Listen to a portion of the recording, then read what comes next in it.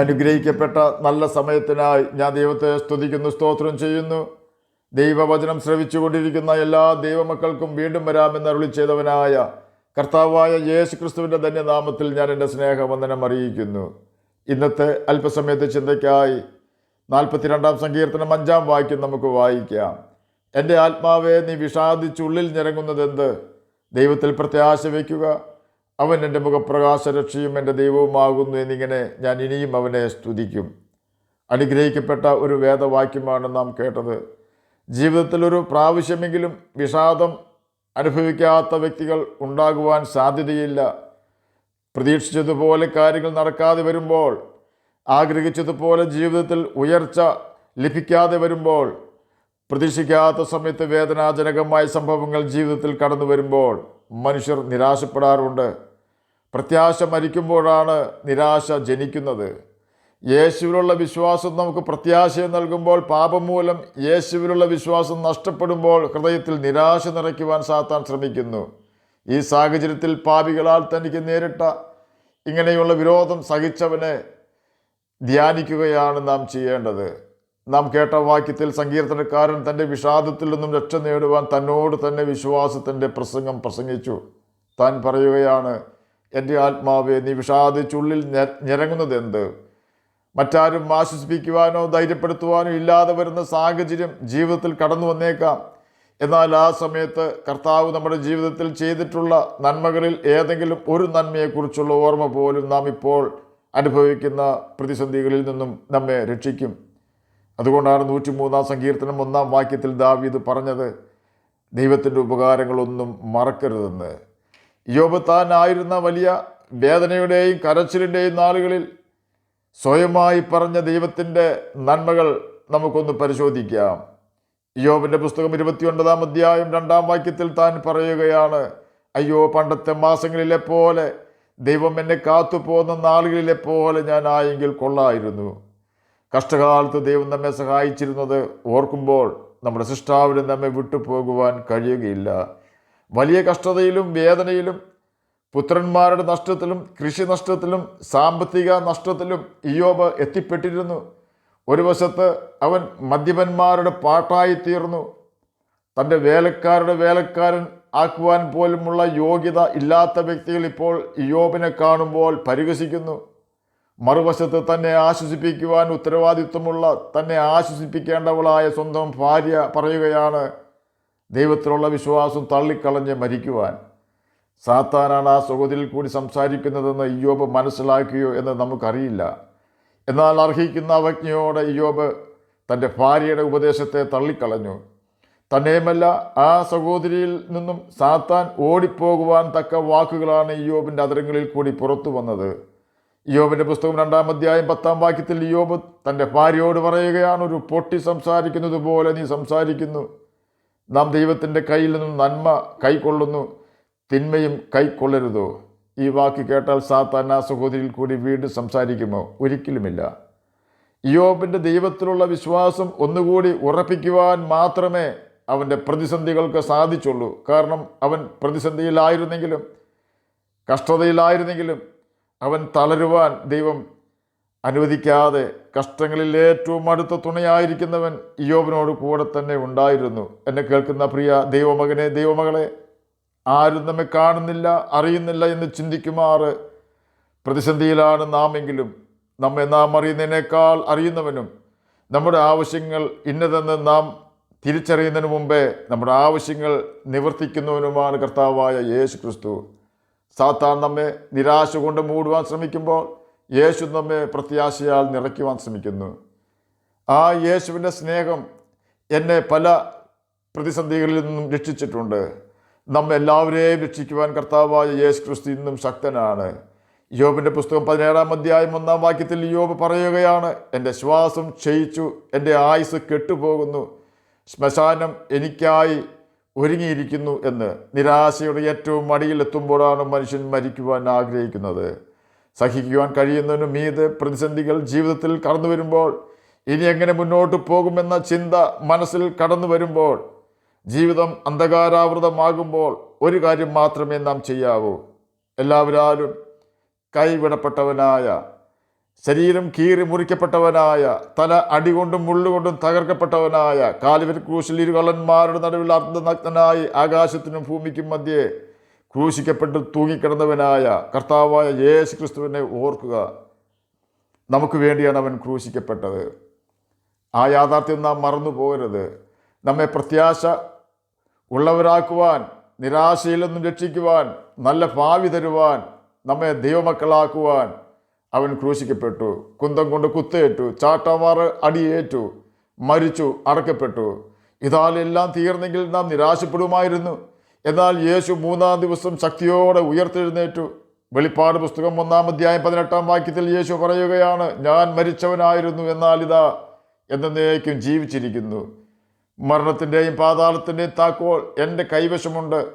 തന്നെയുമല്ല, യോഹന്നാൻ എഴുതിയ സുവിശേഷം 14-ാം അധ്യായം 19-ാം വാക്യത്തിൽ യേശു പറഞ്ഞിരിക്കുന്നു, നിങ്ങളോ എന്നെ കാണും, ഞാൻ ജീവിക്കുന്നത് കൊണ്ട് നിങ്ങളും ജീവിക്കും. യേശുവിൻ്റെ വാക്കുകളാണ് നാം കേട്ടത്. യേശു പറഞ്ഞ ഒരു വാക്കുപോലും ഇന്ന് വരെ മാറ്റിയിട്ടില്ല. വാക്തത്വങ്ങളിൽ വിശ്വസ്തനായ യേശു വാക്കു മാറുകയില്ല. നമുക്ക് അവനിൽ വിശ്വസിക്കാം. നിരാശകളെയും വിഷാദങ്ങളെയും യേശുവിൻ്റെ തോളിൽ ഇട്ടുകൊണ്ട് യേശുവിൻ്റെ മുഖത്തേക്ക് നോക്കി ലക്ഷ്യത്തിലേക്ക് നമുക്ക് ഓടാം. യോബിൻ്റെ പുസ്തകം 30-ാം അധ്യായം 31-ാം വാക്യത്തിൽ എൻ്റെ കിന്നരനാദം വിലാപമായും എൻ്റെ കുഴലൂത്ത് കരച്ചിലായും തീർന്നു എന്ന് പറഞ്ഞ ഇയ്യോബ്. യോബിൻ്റെ പുസ്തകം 17-ാം അധ്യായം 1-ാം വാക്യത്തിൽ എൻ്റെ ശ്വാസം ക്ഷയിച്ചു, എൻ്റെ ആയുസ് കെട്ടുപോകുന്നു, ശ്മശാനം എനിക്കായി ഒരുങ്ങിയിരിക്കുന്നു എന്ന് നിരാശപ്പെട്ട ഇയ്യോബ്.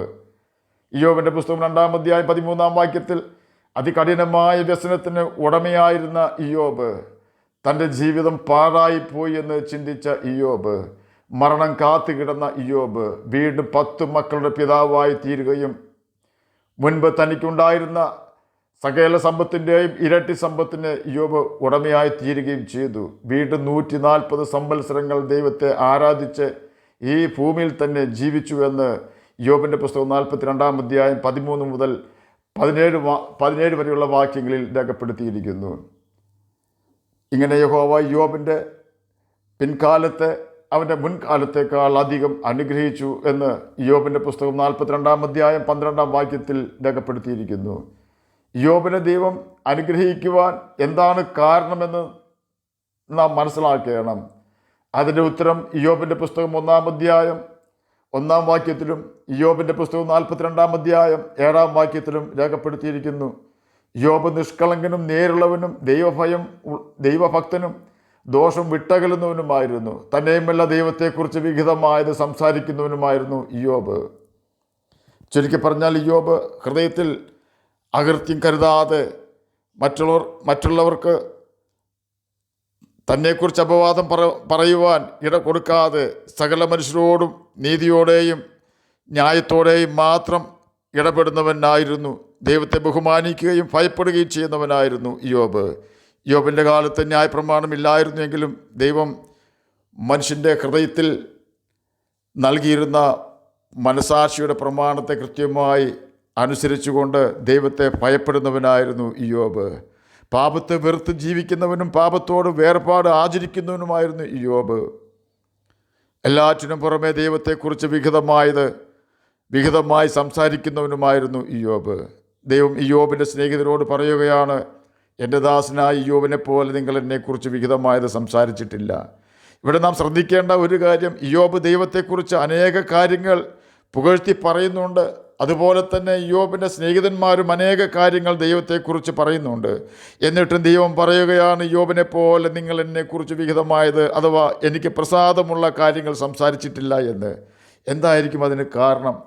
ഞാൻ എൻ്റെ വ്യക്തിപരമായ ആശയം ഇവിടെ പ്രസ്താവിക്കുകയാണ്. ഇയ്യോബും തൻ്റെ സ്നേഹിതരും ദൈവത്തെക്കുറിച്ച് പറഞ്ഞ കാര്യങ്ങൾ സത്യം തന്നെയായിരുന്നു. എന്നാൽ ഇയ്യോബ് ദൈവത്തെക്കുറിച്ച് പറഞ്ഞ കാര്യങ്ങളിൽ ദൈവം പ്രസാദിച്ചു. കാരണം ദൈവം പ്രസാദിക്കുന്ന ജീവിത രീതിയായിരുന്നു ഇയ്യോബിൻ്റേത്. എന്നാൽ അവൻ്റെ സ്നേഹിതന്മാർ ദൈവത്തെക്കുറിച്ച് പറഞ്ഞത് സത്യം തന്നെ ആയിരുന്നു എങ്കിലും അവർ ജീവിച്ചിരുന്നത് അവർക്ക് ബോധിച്ച വണ്ണമായിരുന്നു. ഇയ്യോബിൻ്റെ സ്നേഹിതന്മാർ അതുവരെയും കുറ്റം പറഞ്ഞുകൊണ്ടിരുന്നത് ദൈവത്താൽ സാക്ഷ്യം ലഭിച്ച പാപത്തെ വെറുക്കുന്ന ദൈവത്തിൻ്റെ മകനായ ഇയ്യോബിനെ എതിരെയായിരുന്നു. സ്തേഫാനോസിനെ കല്ലെറിഞ്ഞു കൊല്ലുവാൻ എല്ലാ ഒത്താശയും ചെയ്തു കൊടുക്കുകയും ദമസ്കോസിൽ ഉള്ള യേശുവിൻ്റെ ശിഷ്യന്മാരെ ആക്രമിക്കുവാൻ അതിവേഗം യാത്ര ചെയ്തുകൊണ്ടിരിക്കുകയും ചെയ്ത പൗലോസിനോട് യേശു പറഞ്ഞത്, നീ എന്നെ ഉപദ്രവിക്കുന്നത് എന്താകുന്നു എന്നാണ്.